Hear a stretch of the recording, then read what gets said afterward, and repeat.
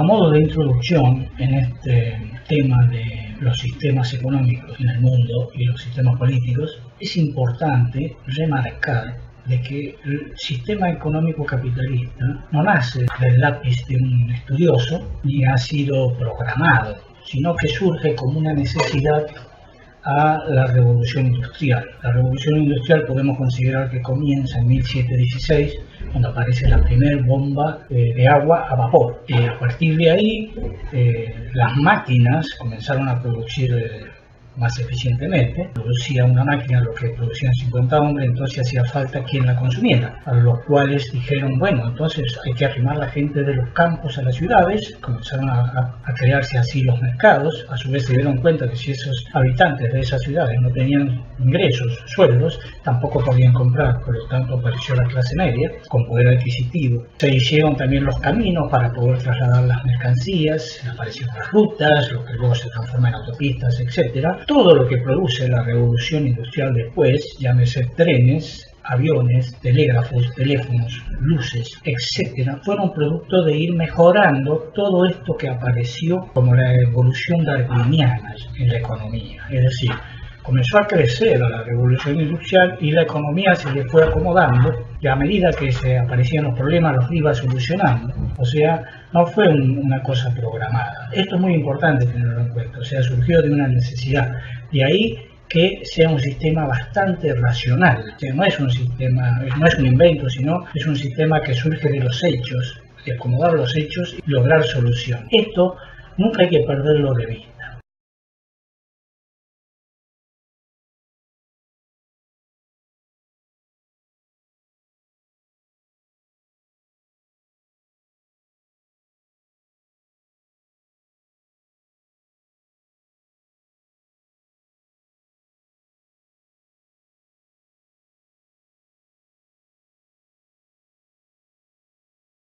A este sistema, que es el capitalista, se le opone luego un ideólogo político creando sistemas tipo socialismos, comunismos, etcétera. Hay distintas variantes de los viejos sistemas de los monarcas, que son las monarquías, etcétera.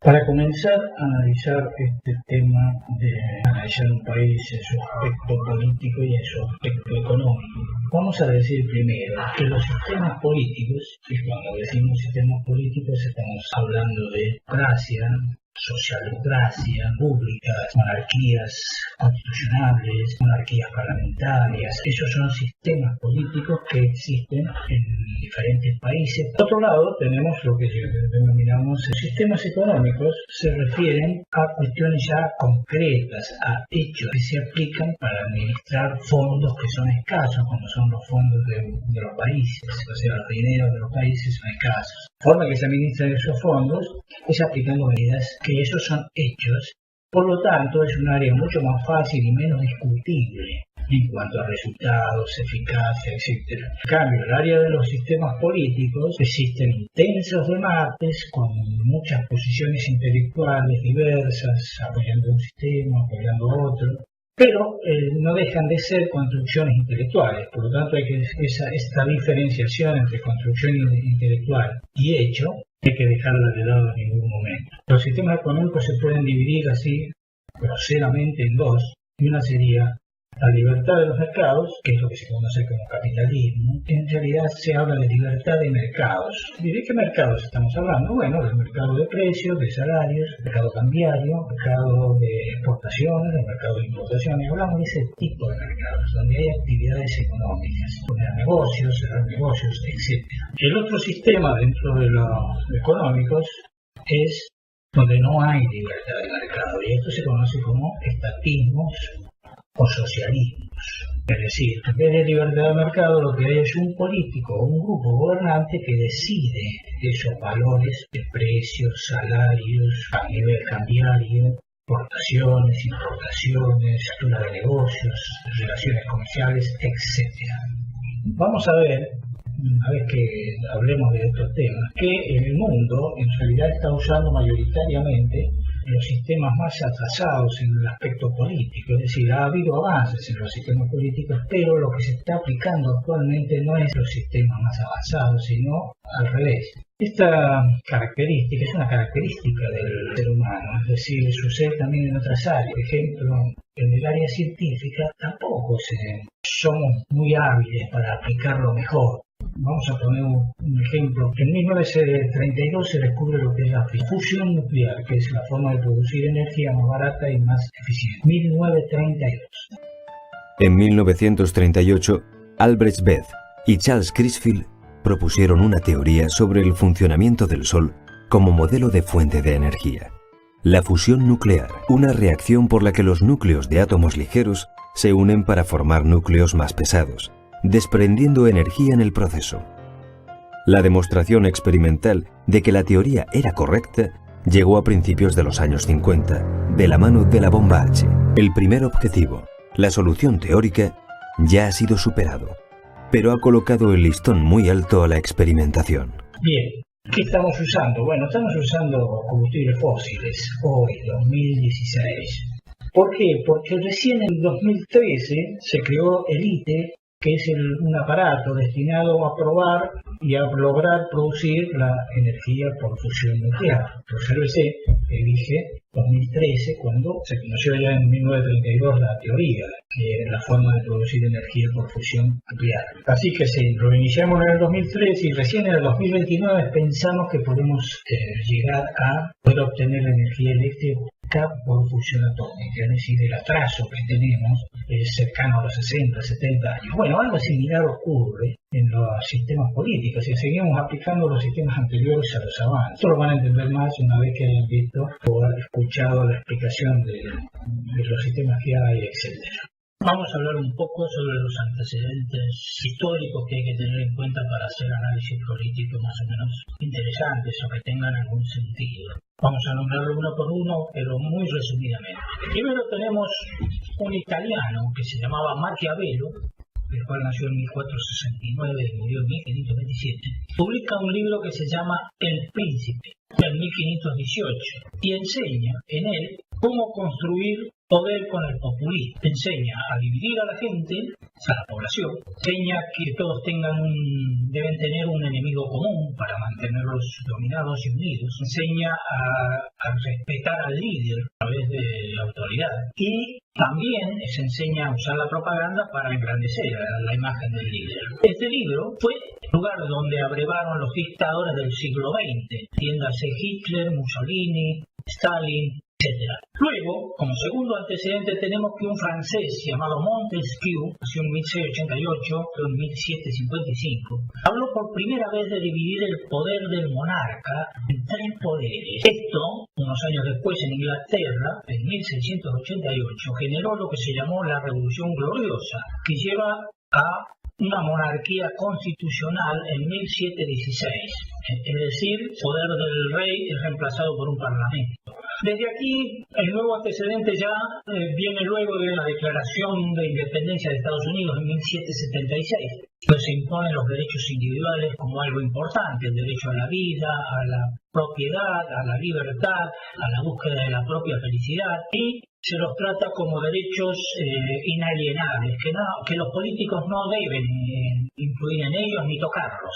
Esto ya es llevado a la práctica con la Constitución americana en 1787, que lo fija como acción de gobierno, y a su vez controla el poder ejecutivo con una corte.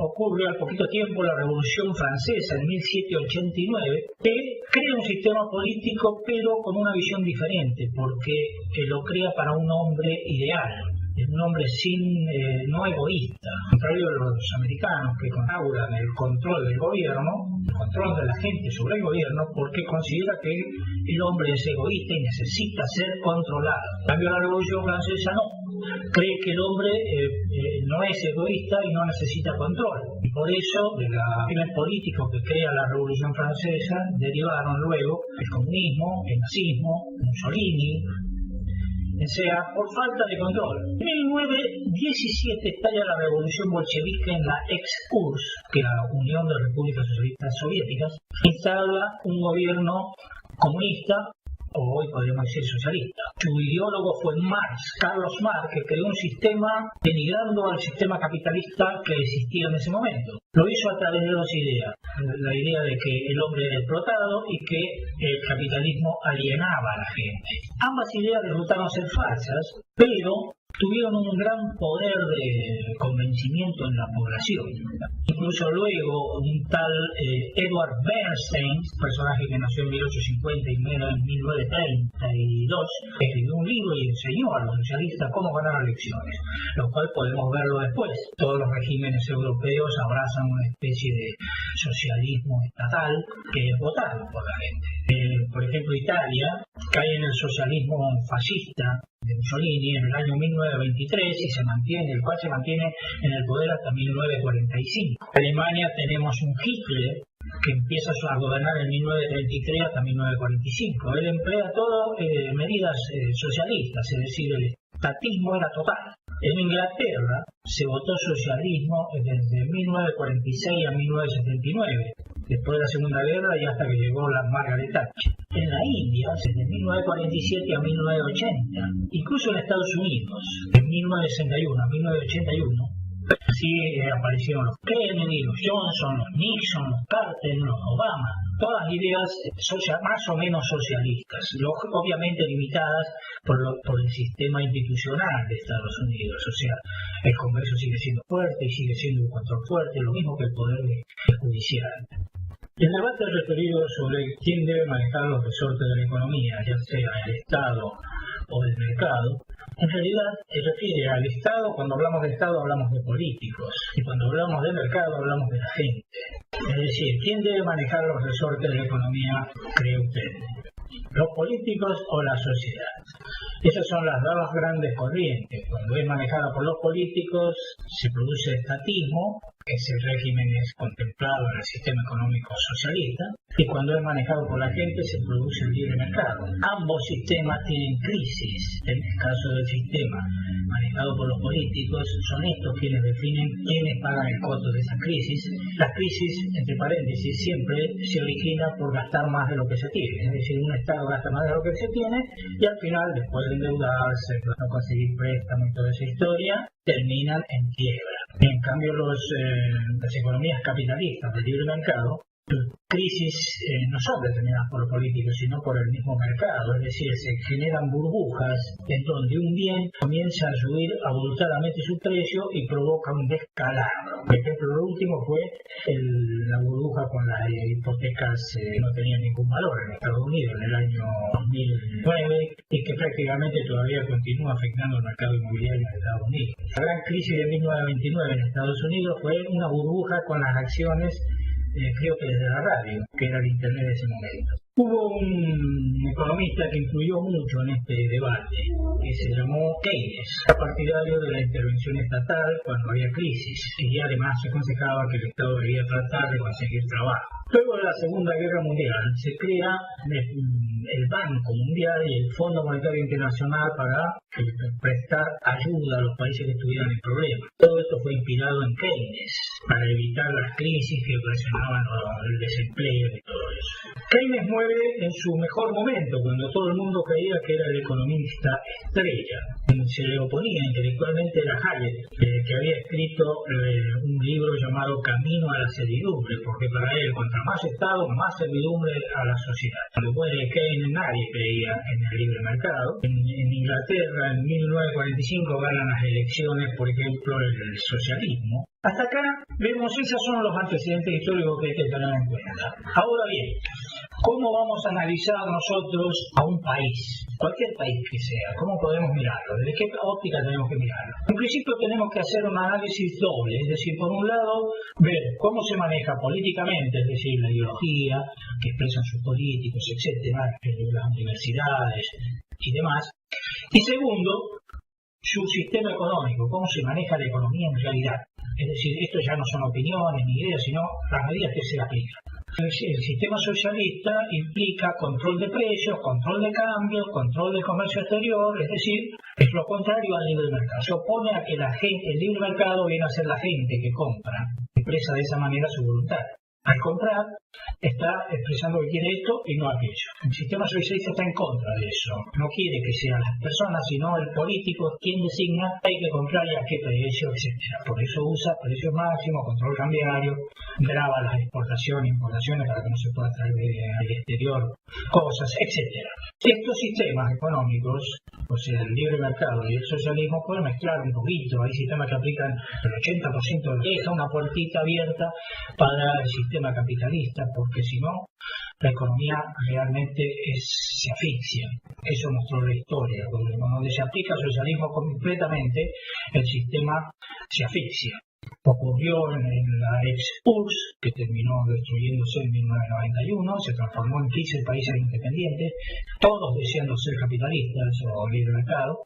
También se vio en los temas de la Alemania posterior a la Segunda Guerra, donde simplemente liberando el mercado, la Alemania occidental superó a Inglaterra en 25 años y pasó a ser la tercera potencia mundial. Y es más, algo que normalmente la gente no sabe, es que el alemán que aplicaba sistema de libre mercado vivía 5 años más que el alemán que aplicaba socialismo en el mismo país, con el mismo clima y con la misma gente. Veamos qué sucede en el mundo actual.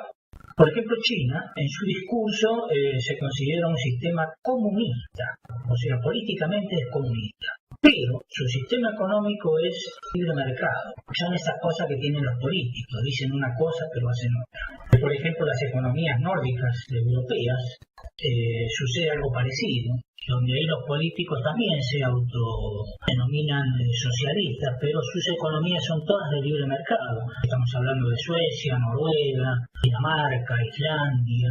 Un caso realmente interesante es el caso argentino en América del Sur. El sistema económico argentino ha sido socialista desde que subió el primer gobierno radical en 1916. Él fue el primero que empezó a aplicar medidas económicas socialistas, como fue en 1920 poner precios máximos a los alquileres. El argentino comenzó a aplicar control cambiario, control de precios, control de exportaciones e importaciones, en fin, todas las características típicas del socialismo. Pero sus políticos hábilmente hacían llamar radicales. Ocurrió con el partido peronista que se creó en el 46, partido que creó Perón para ganar las elecciones. Y obviamente, cada vez que gobierna aplica todas las medidas socialistas. Es decir, en los hechos, digamos, el sistema económico argentino ha sido socialista, desde el cual explica claramente por qué ha venido decayendo desde esa fecha hasta el presente. La modalidad de los políticos actuales es decir una cosa y hacer otra,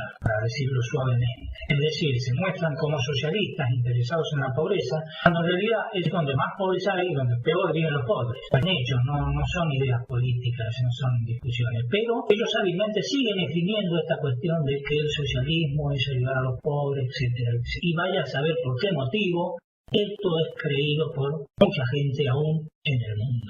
Tenemos que tener en claro que el último adelanto en los sistemas políticos que hubo en el mundo fue el producido por la Declaración de Independencia de Estados Unidos, es decir, el reconocimiento de los derechos individuales como la esencia de la existencia de los gobiernos. Es decir, los gobiernos deben defender esos derechos por sobre todas las cosas y colocarlos fuera del área de influencia de los políticos.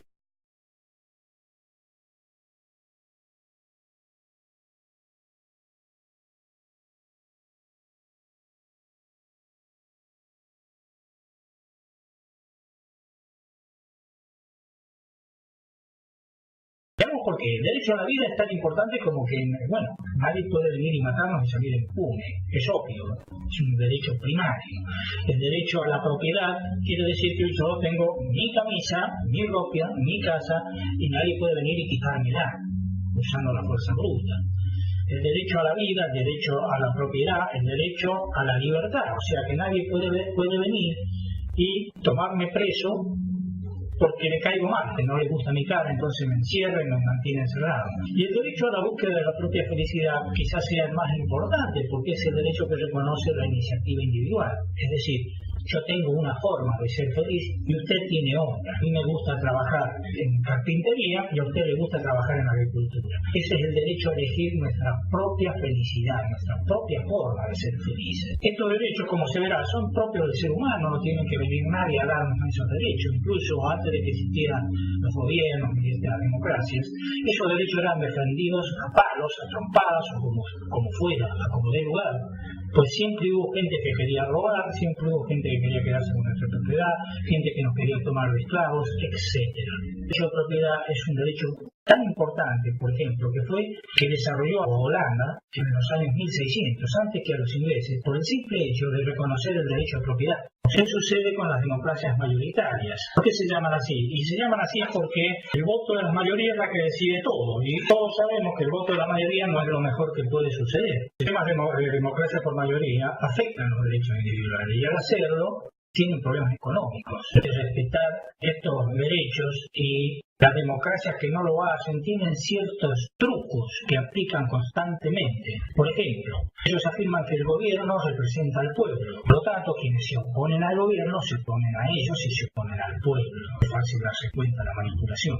Viven diciéndole a la gente que la democracia americana es para los americanos, no es para otros países. Esto es como decirle que los demás países no se merecen tener una democracia ni una república, lo cual es deleznable, ¿verdad? El poder primario es el pueblo, no el representante del pueblo. Algunas constituciones en Latinoamérica han reemplazado no el pueblo por no los representantes, es decir, han puesto antes a los representantes que a los verdaderos fundamentos del poder, que son la gente. Otra idea que ellos viven diciéndole a la gente es que las empresas, los empresarios explotan al hombre y lo que hacen es darle trabajo.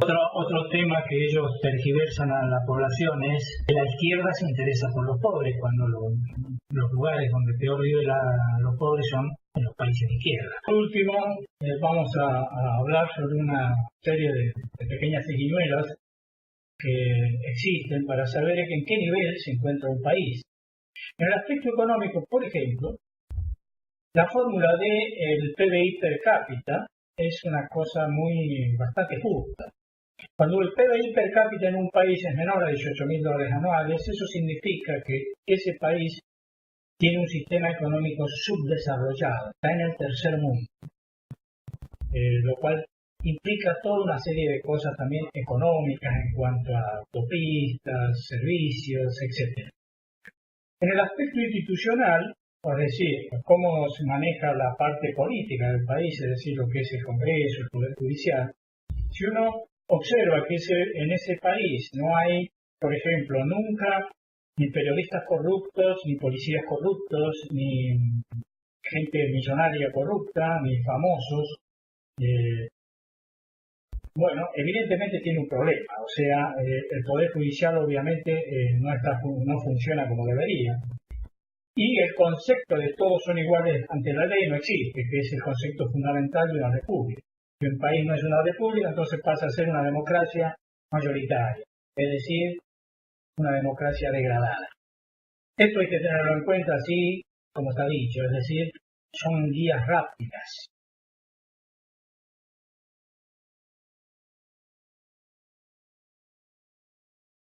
Hay que tener presente que obviamente la clase política cuando habla de un país o se refiere o trata de describir una situación,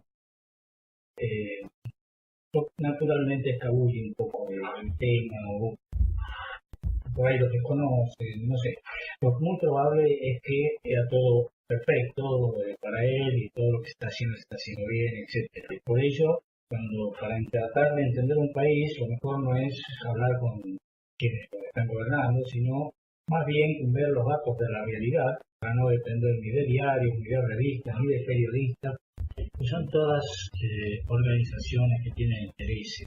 Entonces, la realidad es fácil de aprender. Cuando uno observa que las calles no tienen cierta limpieza, que no hay recipientes para tirar basura en las calles, en suficiente cantidad como para poder usarse racionalmente, que las calles no tienen la pintura correspondiente, las rayitas blancas, las rayitas arrancadas, el cruce de peatones. Eso está indicando que esa sociedad, ese pueblo, esa ciudad, se gasta esos dineros que están en el presupuesto en otras cosas, está indicando cosas. Lo mismo que cuando frente de las casas, edificios, etcétera, están deteriorados, les falta pintura, etcétera, está indicando que la gente tiene dificultades para hacer el mantenimiento adecuado a los bienes. Esto no necesita explicárselo a ningún político. Usted puede caminar por cualquier calle de cualquier pueblo, de cualquier ciudad y darse cuenta de ese tipo de cosas. Lo mismo que hay una cantidad adecuada de semáforos, funcionen los semáforos, que sean